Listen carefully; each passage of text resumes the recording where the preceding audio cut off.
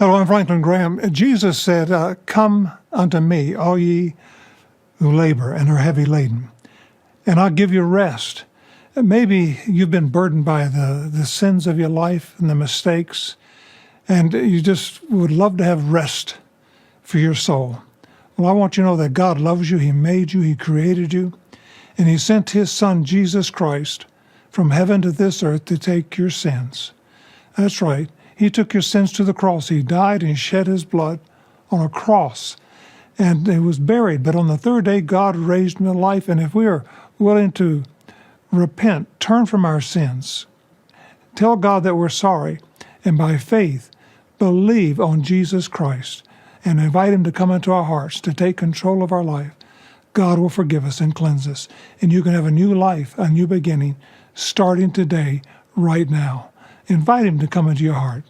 God bless you.